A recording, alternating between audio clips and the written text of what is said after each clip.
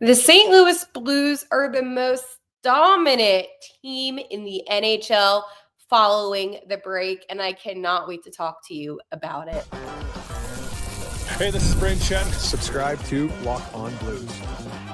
You're Locked On Blues, your daily podcast on the St. Louis Blues. Part of the Locked On Podcast Network, your team every day.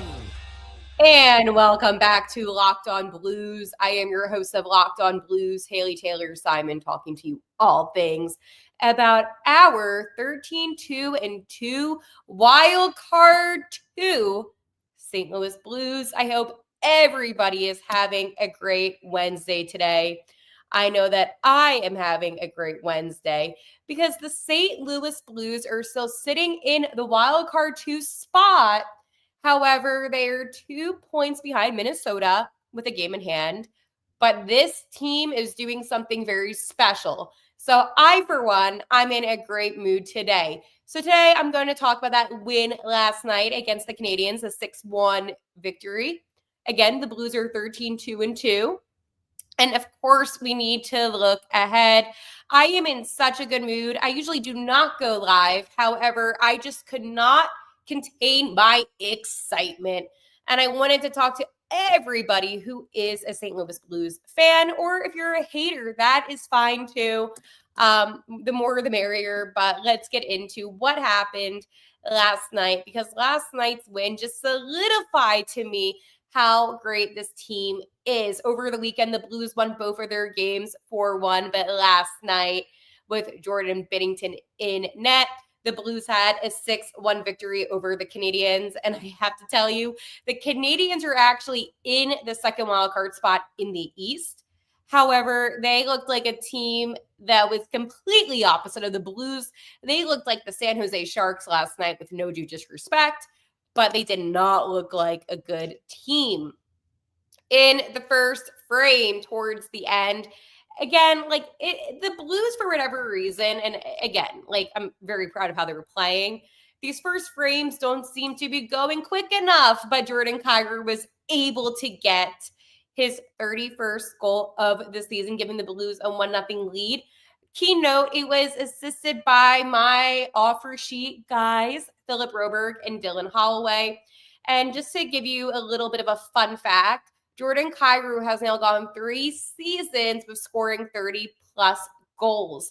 So when people say, and I'm talking about a lot of the national people, when people say Jordan Kyrou isn't elite, he's not that good of a player, I just want to remind you that he has scored 30-plus goals in the past 3 seasons and is a very talented and skilled player. And I just will never understand the national media hate.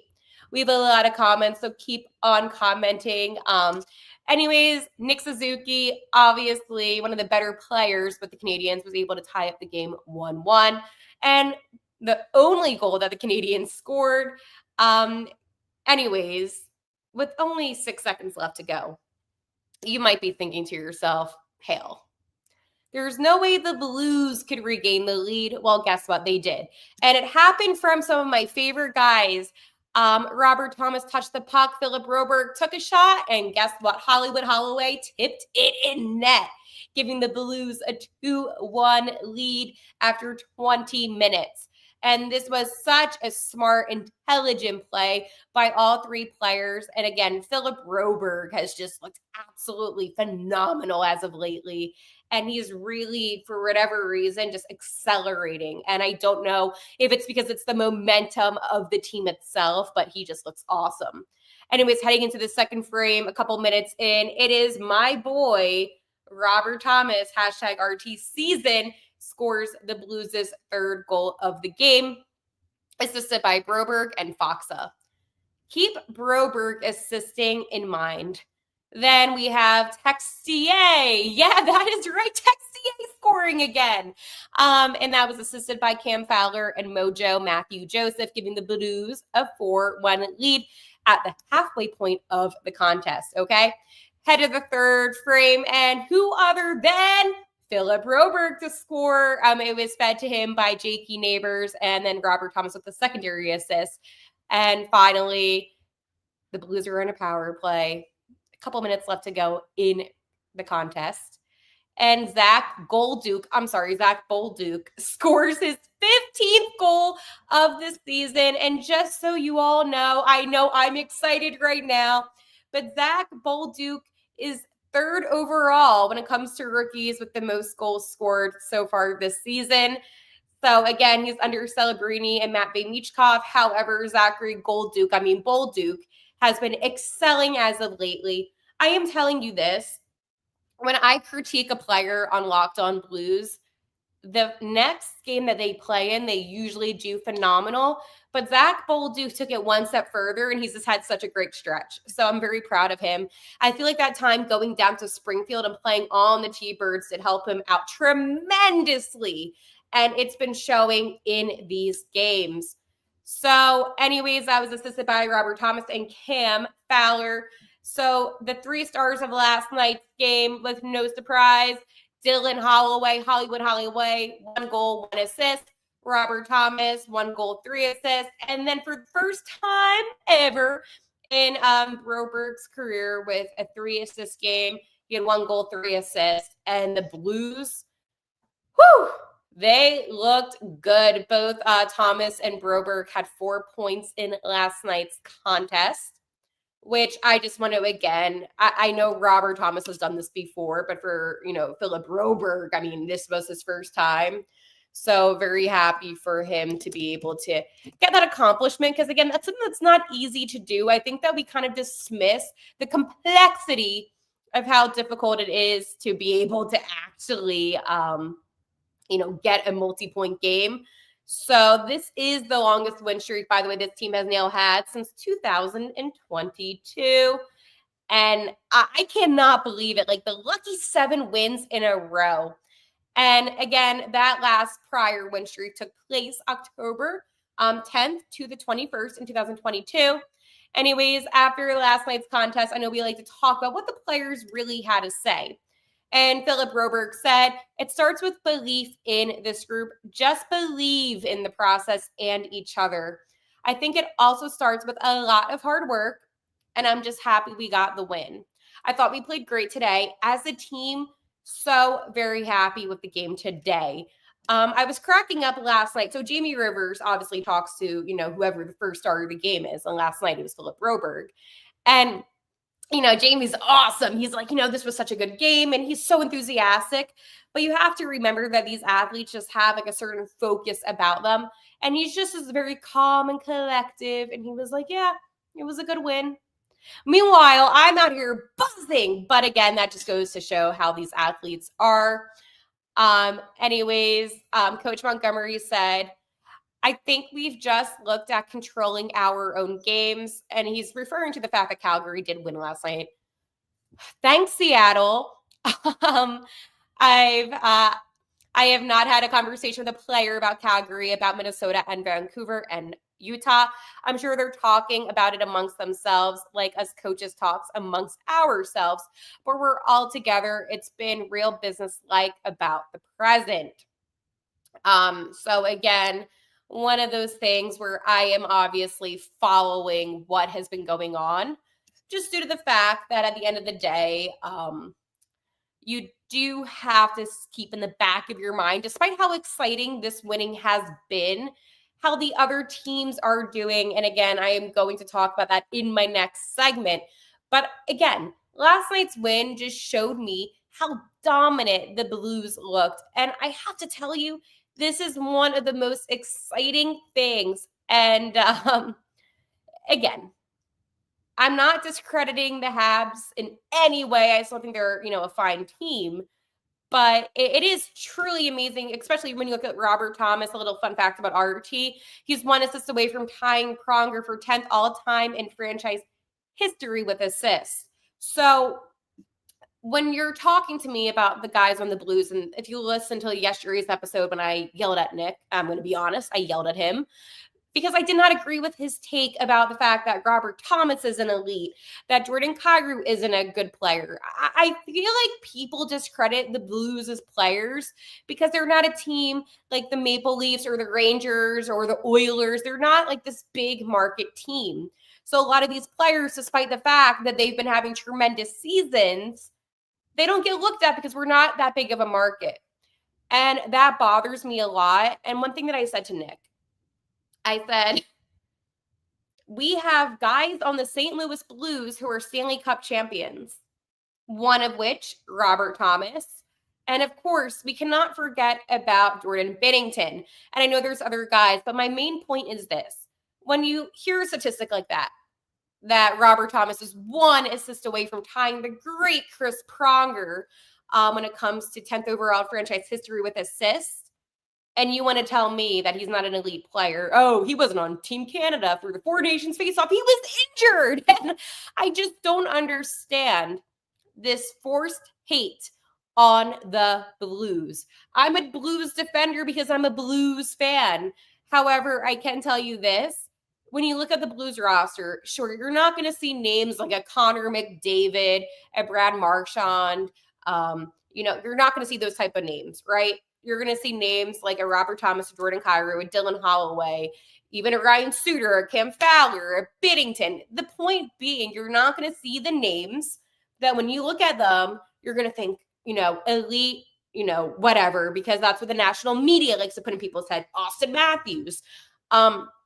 However, when you break down statistics and you see how these guys do in the games themselves, you can't take away from the fact that these are some of the most talented players currently in the NHL during this stretch.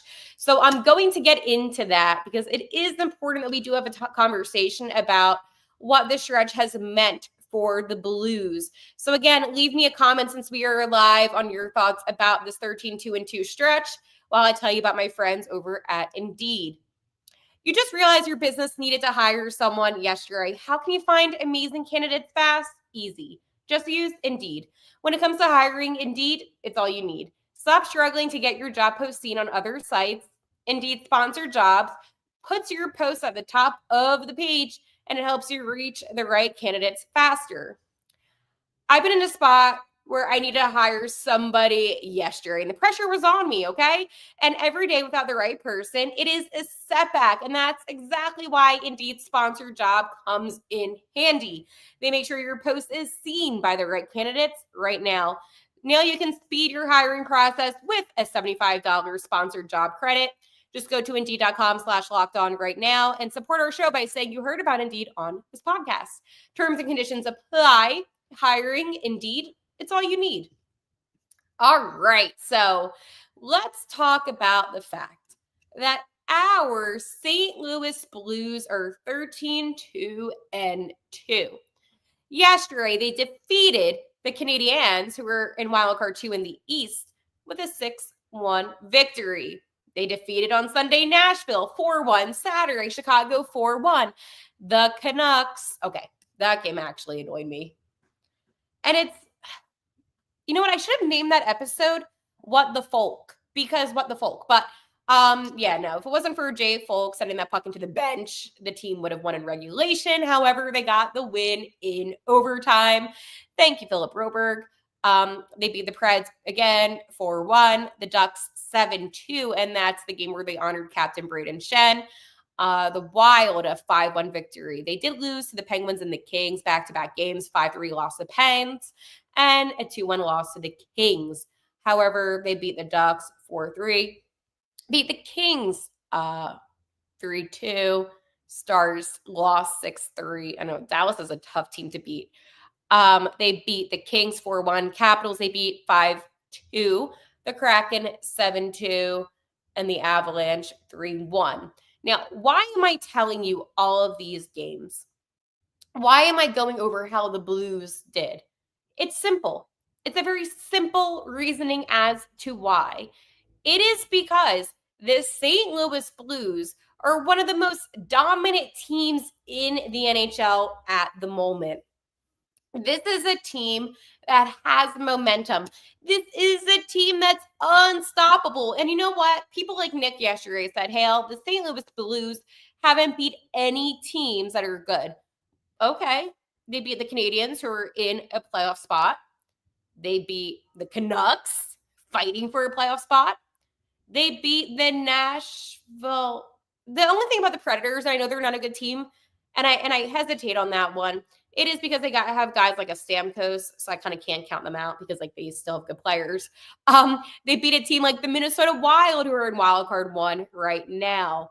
The Kings, they did lose to them, but they did beat them the game prior. I mean, the point is, sure, it's beating, the Predators and the Blackhawks and the Ducks the most exciting thing.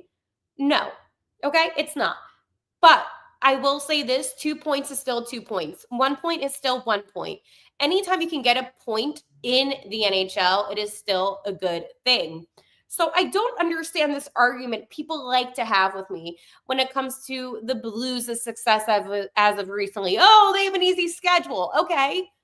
Did you think the Canucks game looked easy? And I'm asking you that genuinely. Do you think the Canucks game looked easy?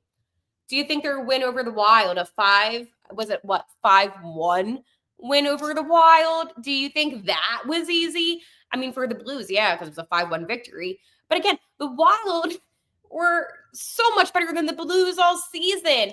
They played each other 4 times like usual, and the Wild won 3 of those games heading into this final contest. So when people want to make the argument with me, and I hate to get all annoyed and flustered, saying, well, the Blues had an easy schedule. No, it's not that the Blues had the easy schedule. It's that the Blues were the better team. And there is a difference. If you want to tell me the Blues had an easy schedule, okay, you can say they had an easier schedule, but not easy. Nothing is easy in the NHL. And that bothers me because you are discrediting the Blues' success as of recently. And I see it all of the time. That's the number one excuse people have. Well, the Blues are only in this spot because of their schedule. Or maybe it's the fact that the St. Louis Blues are playing better hockey than any other team in the NHL right now, respectively. I know the Blues are not better than the Jets, okay? I am not naive. But at the same time, the schedule and the statistics and how they're doing currently, it doesn't lie. I think that people might have a difficult time accepting the fact that the Blues are now with 83 points. Again, Minnesota has 85 points. The 2 teams who are sitting in the wildcard spots in the West. Prior to the season beginning, I said the Blues were going to get wildcard 2 and Minnesota would get wildcard 1. And, Edward brings up a good question. He says, makes you wonder what changed for this team. And I have to tell you, motivation, pride, dignity. Before the break, the Blues obviously weren't doing so great. I was disappointed. You were disappointed. We were all disappointed. Zachary Bolduc goes down to play for the Thunderbirds. People panicked. I said this was a smart move. It gives him opportunity to get some reps in. Again, AHL is not a bad thing. It's a developmental league, so it's there to help these players. And he was motivated. These guys are motivated. Do you really think that the Blues wanted to miss the playoffs for 3 seasons in a row? Absolutely not. And I have to say, I was wrong. When I said that I was disappointed in Doug Armstrong after the trade deadline, that they stood pat, I can look back and I can admit I do this show every single day. Sometimes things I say, it works out. Sometimes the things I say don't work out. And I was wrong on my stance and my opinion. And I take full responsibility and credit for what I said, that this team was not cut out for the playoffs, because I believe that players determine their success. I do. And when Braden Shen did not want to be traded to the Toronto Maple Leafs, he wanted to stay here in St. Louis and play as a Blue. That's when it clicked to me. This team is playing for pride. This team isn't just playing to maybe hoist the Stanley Cup, even though that's the goal. They're playing for the pride of the Blue Note.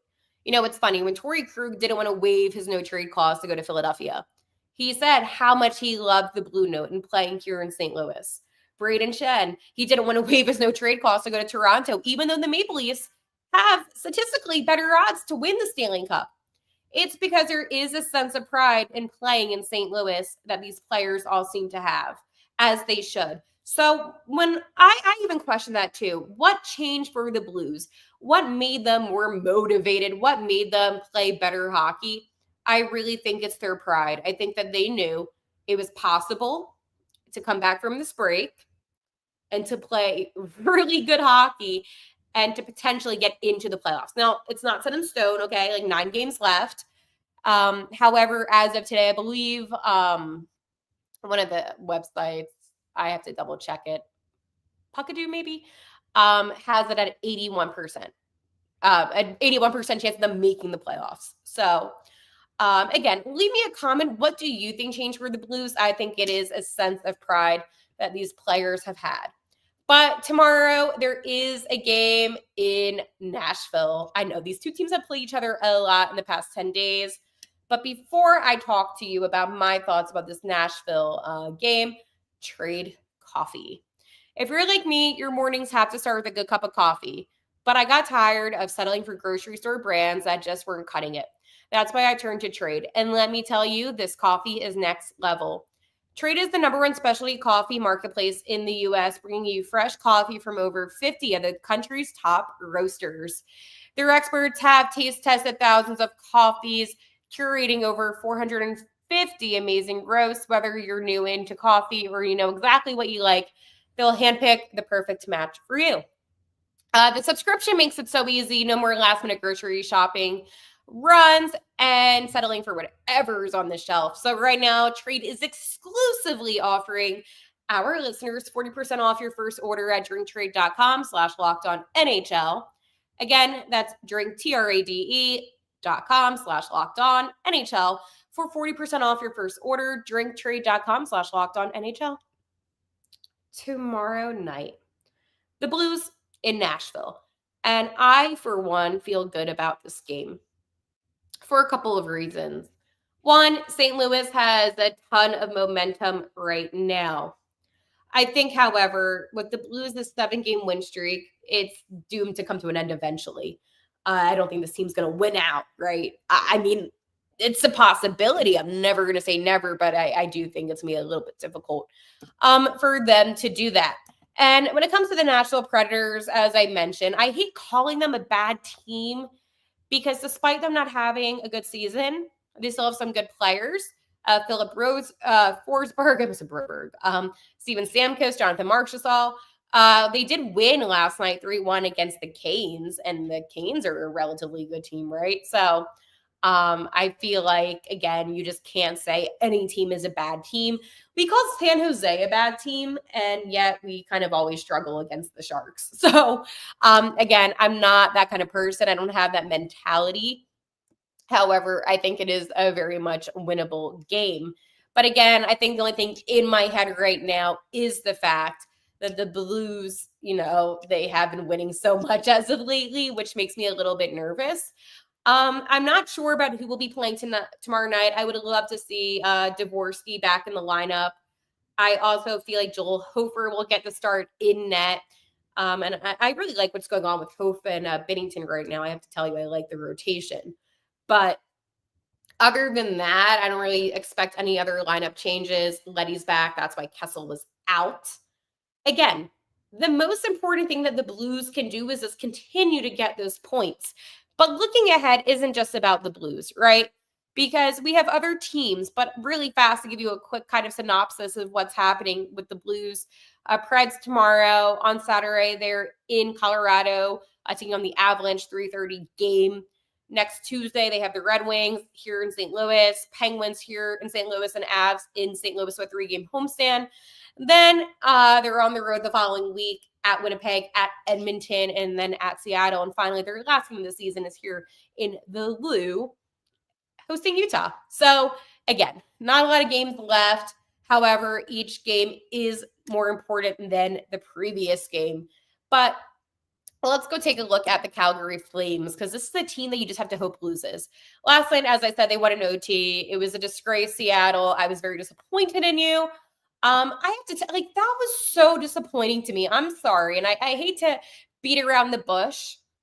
Get the job done, Seattle. This isn't about you and your season. This is about helping us here. And we have so many former Blues on the Kraken. So I think that's why I was a little bit disappointed. Anyways, the Flames do have a couple of tough games tomorrow night. They do host the Dallas Stars, and then Saturday they're in Edmonton. The only problem with Edmonton right now is, McDavid and, Draisaitl. So I'm like, oh, I don't know about that. However, this is like the one time I'm hoping that Edmonton wins. And then we have to look at the Minnesota Wild as well. I know it's a lot of teams that we have to watch, which is kind of annoying. I just wish it was easier than this. But anyways, the VGK took care of business last night for us. So thank you, Vegas, a 5-1 win. Tomorrow night, they host the Washington Capitals and then the New Jersey Devils on Saturday, hoping the Caps win. And then finally, we need to look at the Vancouver Canucks. This is a team, too, that is also in contention for our spot. Tonight, they're in New York taking on the Islanders, and the Islanders have been all right. But again, like the Islanders, the Blue Jackets, who the Canucks face on Friday, they're both fighting for a spot in the playoffs in the East. So I feel like that's why it's going to be a little bit of extra motivation for them. And then on Sunday, they're in Winnipeg taking on the Jets. So you got to hope that the Jets win and beat the Canucks. All right. Woo, that was a lot. Oh, Utah. I forgot about. Well, Utah, I don't think Utah is I guess they're kind of in contention. Tomorrow night, they're in Tampa Bay taking on the Lightning. Friday, they're in Sunrise, Florida against the Panthers. Again, do I really think Utah is going to be a problem for us? I'm going to say no, but I don't want to count out any team right now. If we take a look at my standings, I just want to also say that the Winnipeg Jets now officially clinched a playoff spot, which, again, 102 points. I was a little surprised that they didn't. Chicago has been eliminated. San Jose has been eliminated. And then those are the only teams right now that have had something change.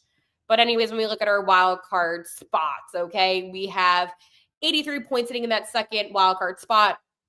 Calgary still 3 games in hand with 79 points. That's why I get a little bit nervous about the Flames, right? Anyways, Vancouver, 2 games in hand, 78 points. And then Utah, 71 games. So they have 2 games in hand with 75 points. And Minnesota, who has the wild card, 185, and they have 1 game in hand. So again,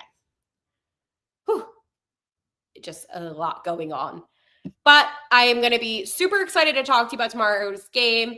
This was fun doing it live. We need to do this more often. I feel more connected when I talk to you when I'm live. All right, how I end every single episode of Locked On Blues by saying my famous saying, which I'm sure you say as well, let's go Blues.